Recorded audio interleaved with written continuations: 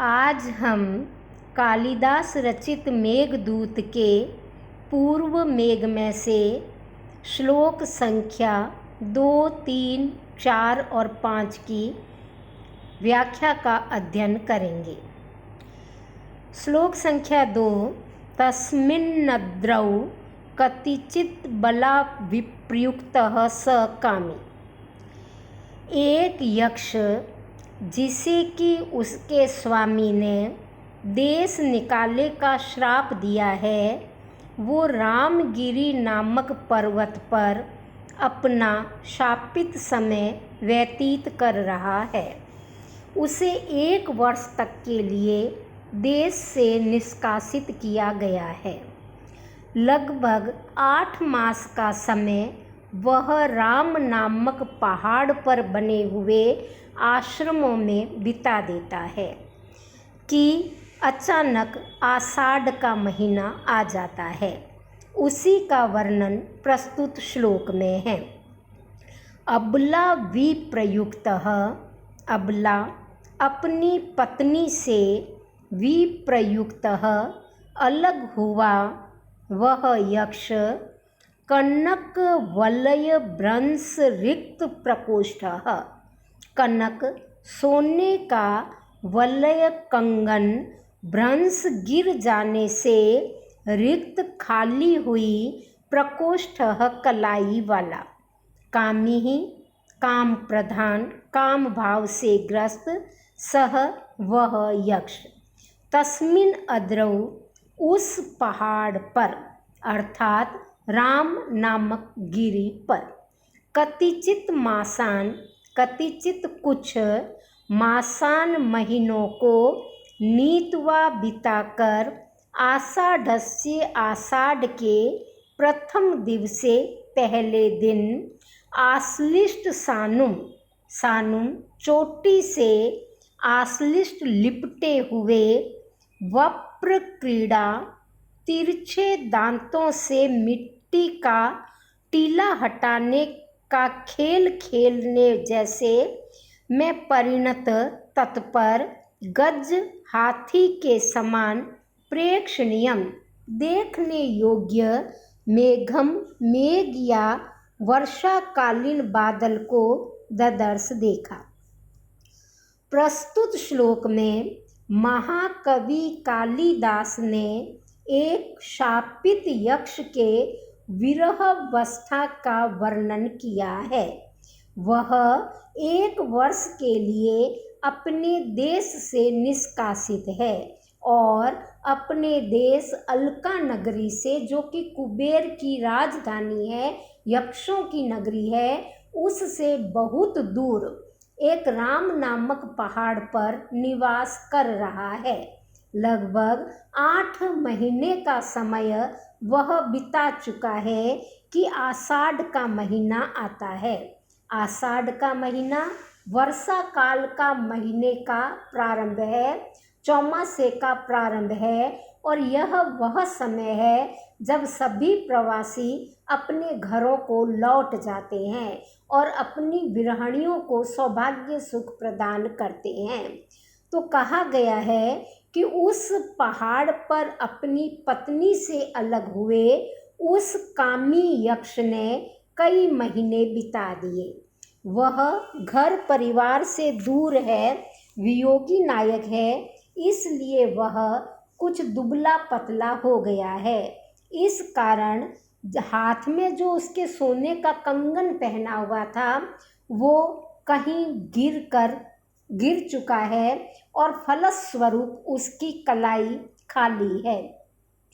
वह देखता है कि आषाढ़ के पहले दिन बादल जो है वो पहाड़ की चोटी से लिपटा हुआ है। वो काला काला वर्षाकालीन बादल एक हाथी के समान दिखाई देता है और वह पहाड़ की चोटी एक रेत के टीले के सदृश कवि को प्रतीत होती है।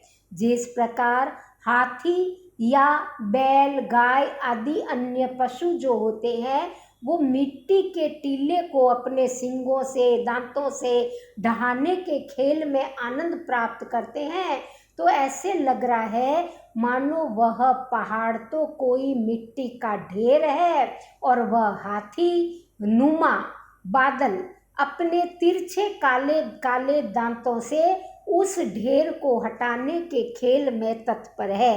ऐसा दर्शनीय दृश्य उस यक्ष ने वहां पर देखा।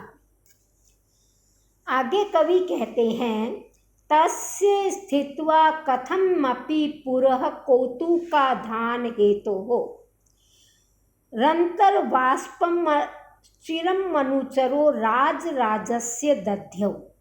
राजराजस्य, राजाओं के राजा कुबेर, धनपति कुबेर, उस कुबेर का अनुचर सेवक है यह यक्ष जो हमारी कहानी का नायक है। उसने अंतः बाष्प आंसुओं को अंतः अंदर ही अंदर स्तंभित कर दिया, रोक दिया। और कौतुक धान हेतु हो, कौतुक अभिलाषा को आधान उत्पन्न करने का हेतु कारण जो मेघ है, तस्य पुरः उसके आगे कथम अपि किसी प्रकार स्थितवाम खड़ा होकर चिरम दध्यौ बहुत देर तक देखता रहा, सोचता रहा, चिंतन करता रहा। क्यों?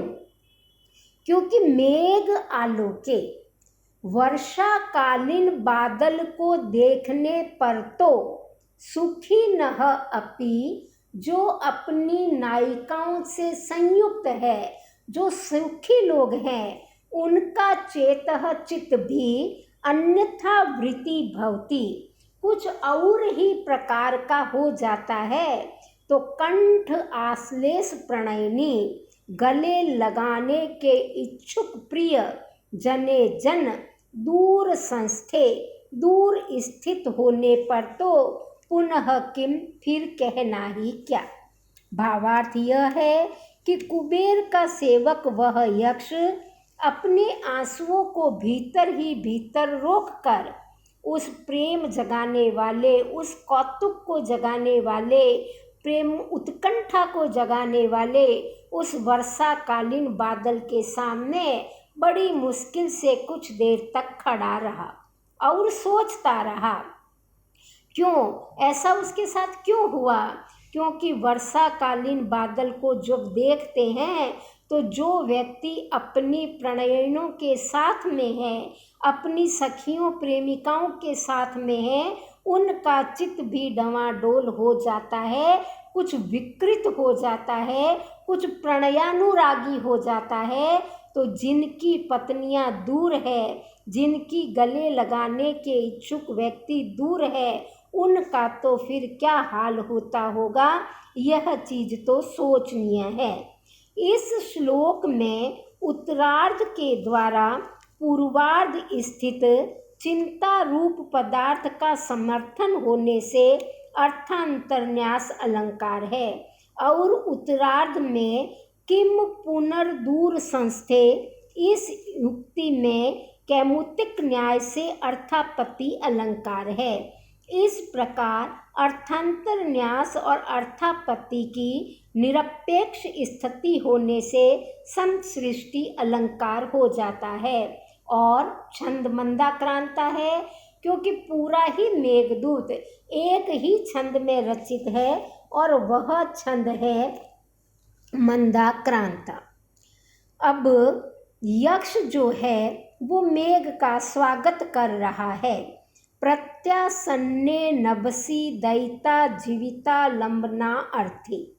नभसि सावन मास के प्रत्यासन्ने समीप आ जाने के कारण, दयिता जीवित आलंबन अर्थी, दयिता पत्नी के जीवित जीवन को आलंबन सहारा देने के अर्थी इच्छुक।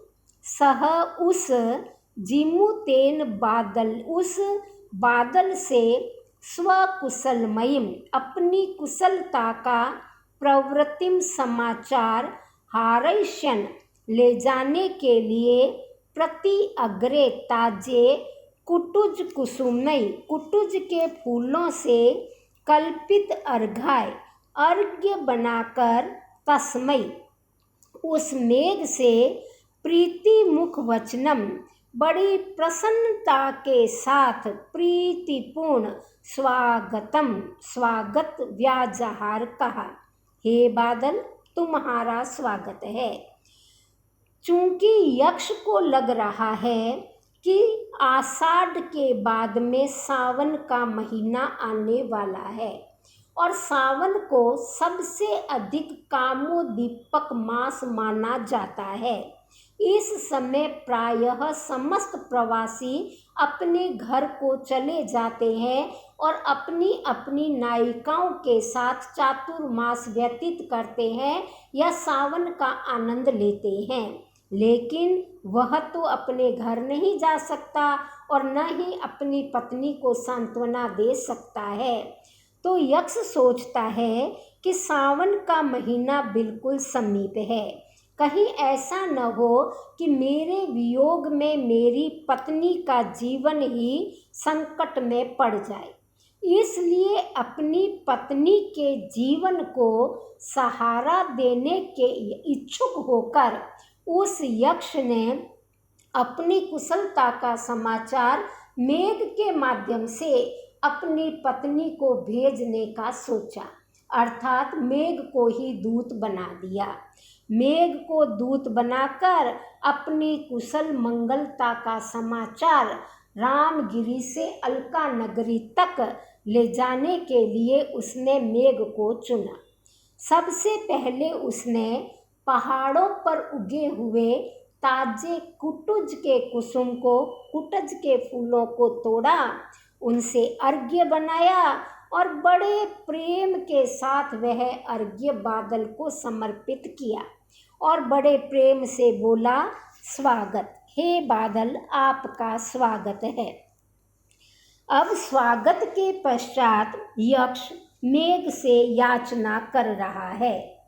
धूम ज्योति ही सलील मरुताम सन्निपातः क्व मेघः संदेशा अर्थाः क्व पटुकर्णै प्राणिभिः प्रापणीयाः इत्योत्सुक्याद् परिगणयन् गुह्यकस् तं ययाचे कामार्ता हि प्रकृति कृपणाश्चेतना चेतनेषु।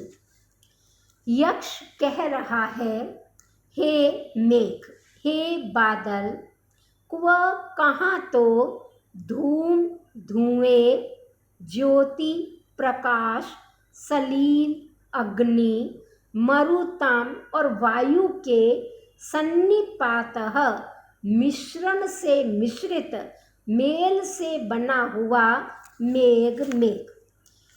कवि आगे कहते हैं, और क्व कहाँ पटु कर्णई, पटु समर्थ, कर्णई इंद्रियों वाले, प्राणी भी प्राणियों के द्वारा प्रापणीयाः पहुँचाए जाने योग्य संदेश अर्थाः संदेश के विषय।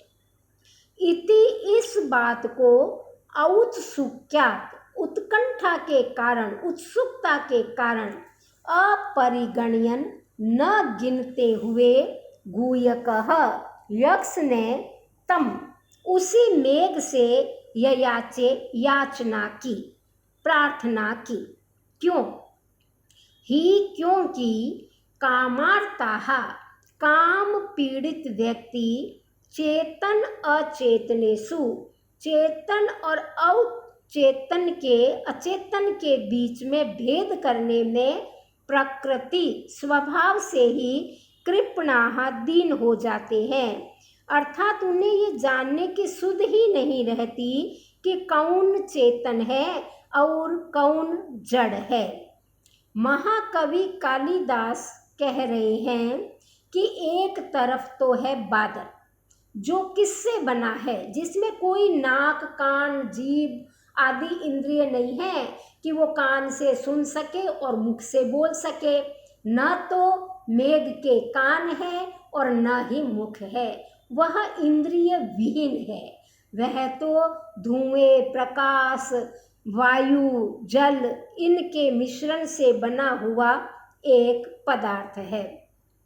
और एक तरफ है संदेश। संदेश एक ऐसा विषय है जो समर्थ इंद्रियों वाला व्यक्ति ही एक स्थान से दूसरे स्थान पर ले जा सकता है, अर्थात जिसके हाथ, पांव, नाक, कान, मुंह, आंखें सब समर्थ हो, सब सही सलामत हो, वही व्यक्ति एक स्थान से दूसरे स्थान पर संदेश ले जाने वाले संदेश वाहक का कार्य सफलतापूर्वक कर सकता है। परंतु बादल में तो ऐसा कुछ भी नहीं है।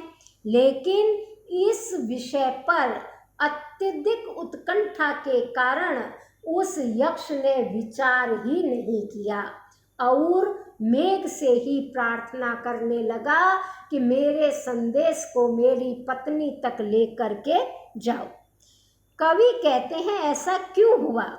इसका कारण यह है जो चतुर्थ चरण में कहा गया है कि जो काम पीड़ित लोग होते हैं वो जड़ और चेतन के बीच में भेद करने के मामले में स्वभाव से ही दीन हो जाते हैं।